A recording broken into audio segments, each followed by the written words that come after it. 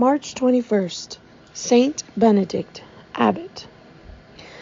Saint Benedict, blessed by grace and in name, was born of a noble Italian family about 480.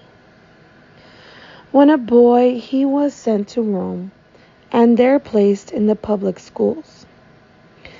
Scared by the licentiousness of the Roman youth, he fled to the desert mountains of Subiaco and was directed by the Holy Spirit into a cave, deep, craggy, and almost inaccessible.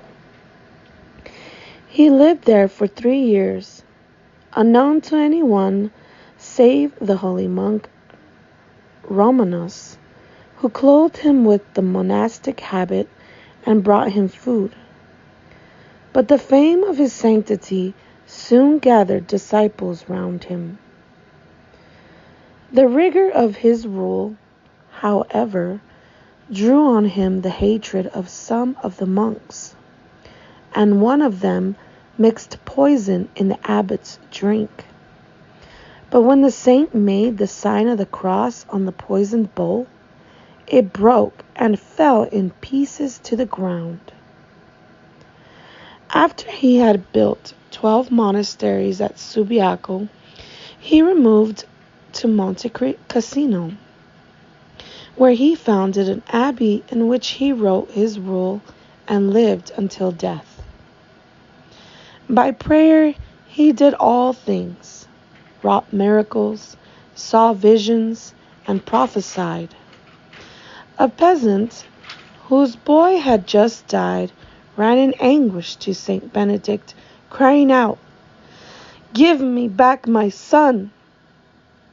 The monks joined the poor man in his entreaties, but the saint replied, "Such miracles are not for us to work, but for the blessed apostles. Why will you lay upon me a burden which my weakness cannot bear?" Moved at length by compassion, he knelt down and, prostrating himself upon the body of the child, prayed earnestly.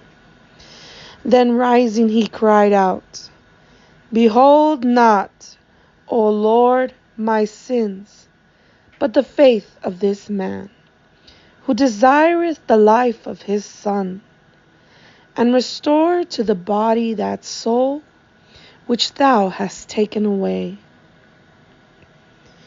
Hardly had he spoken when the child's body began to tremble, and taking it by the hand, he restored it alive to its father.